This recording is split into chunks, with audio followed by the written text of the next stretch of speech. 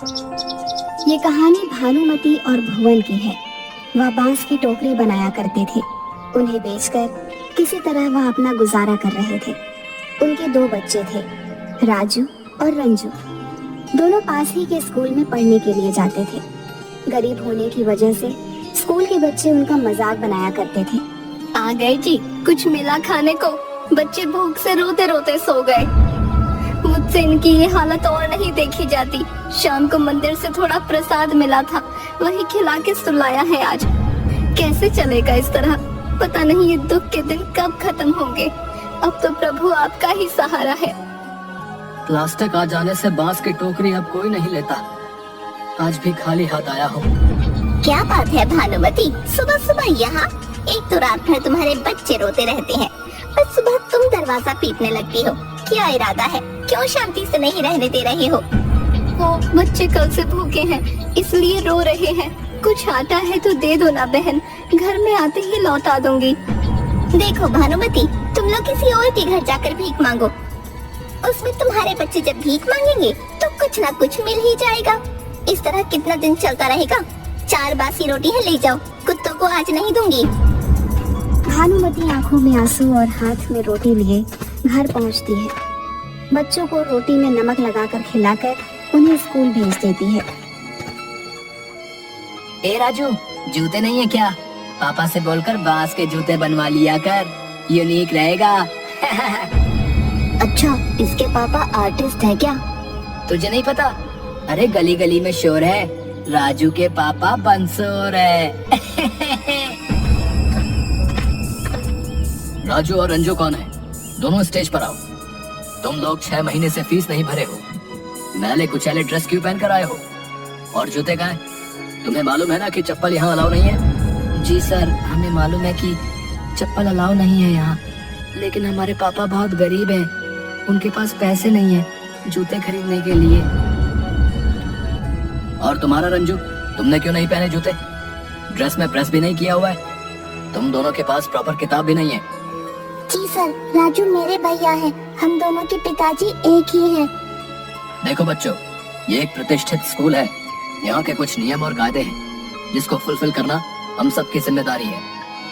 आज से तुम दोनों स्कूल नहीं आओगे। मैं अभी तुम्हें ट्रांसफर सर्टिफिकेट दे रहा हूँ। पापा से कहना कि म्युनिसिपल कॉर्पोरेशन के स्कूल में नाम लिखवा लें। स्कूल से दोनों को टीसी देकर निकाल दिया जाता है। राजू और रंजू दोनों रोते रोते घर पर आते हैं। शाम में जब भुवन आता है तो उसे पता चलता है कि उसके दोनों बच्चों को स्कूल से निकाल दिया गया है। अरे ऐसे कैसे कोई टीसी दे देगा? कल मैं तुम्हारे स्कूल चलूंगा।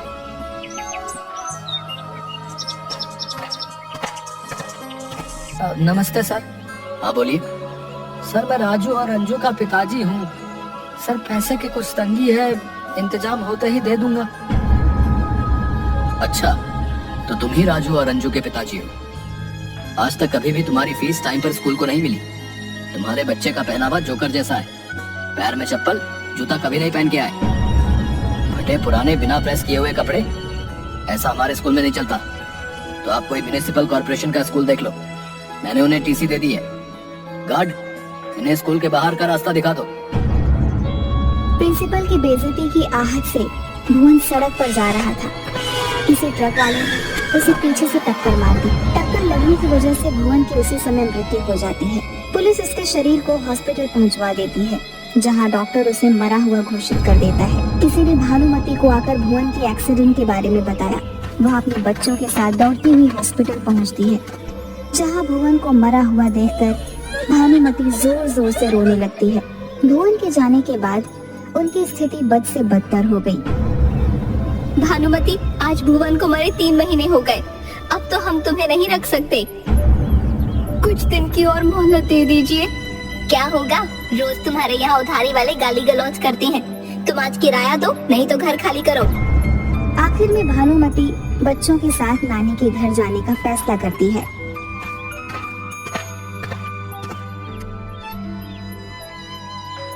नानी का इतना बड़ा घर है, लगता है कभी हवेली रही होगी।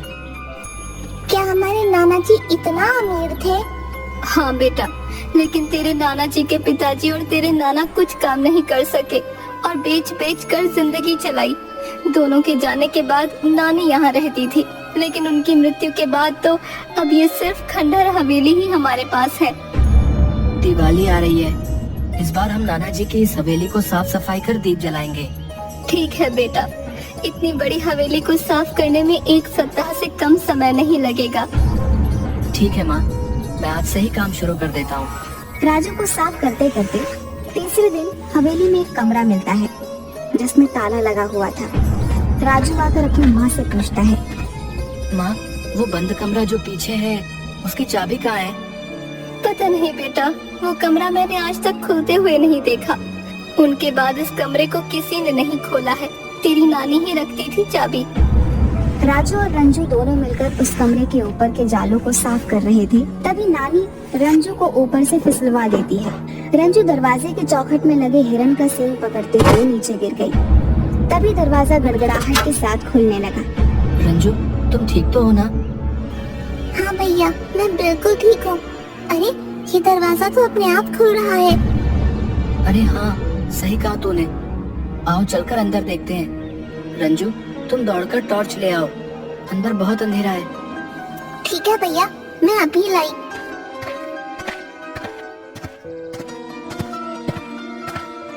ये लो टॉर्च, चलो अंदर चलकर देखते हैं क्या है।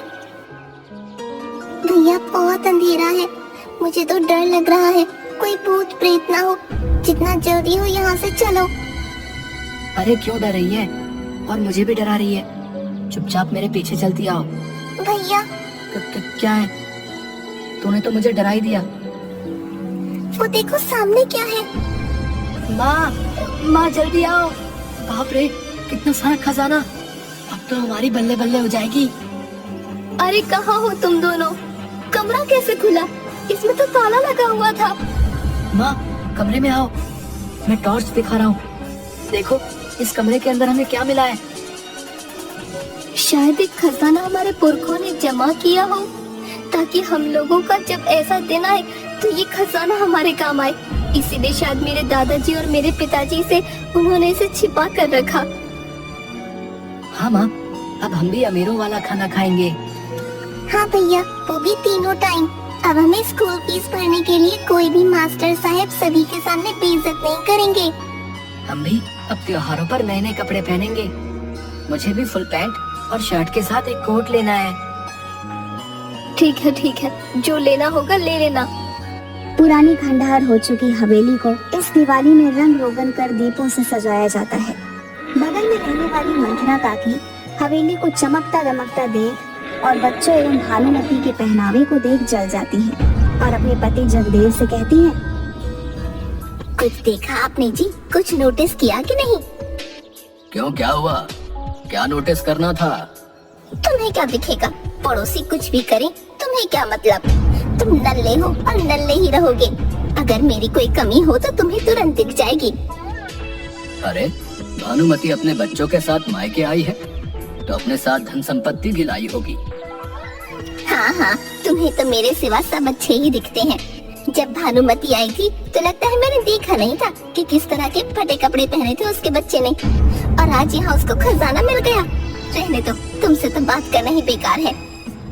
मंथरा से रहा नहीं जाता। वह अपने भाई जगदीश उर्फ जग्गा को सारी बात बता देती है।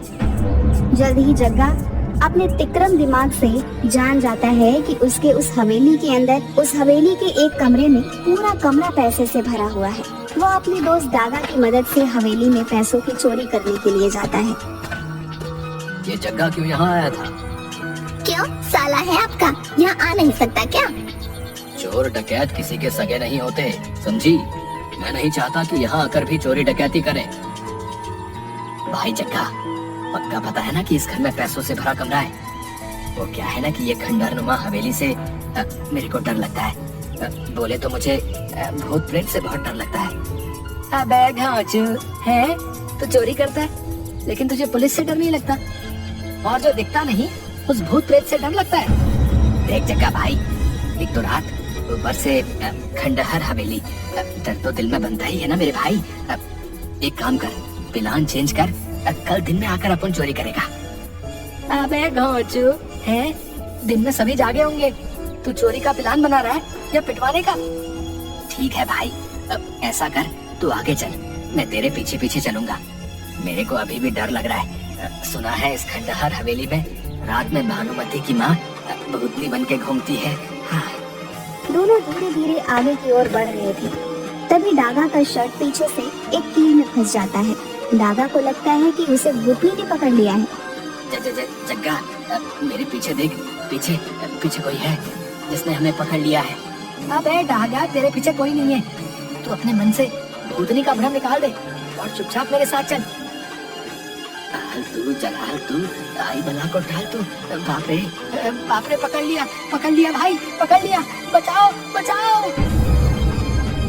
डागा जोर लगाकर भागता है।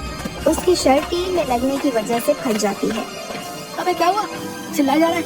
हम चोरी करने आए हैं, चौकीदारी नहीं कि जागते रहो चिल्लाना शुरू कर दिया। मरवाएगा क्या है? एक बार बोल दिया कि पीछे कोई नहीं है, फिर भी तुम डरे जा रहे हो। भाई भूत है भाई, कोई आदमी नहीं जो तुझे दिखाई देगा। ये देख, मेरी शर्ट पीछे से फट गई है। अरे ये तो जग्गा और डागा की आवाज है। रुको, मैं अभी पुलिस को फोन लगाता हूँ। नानी का भूत डागा को डराना शुरू कर देती है।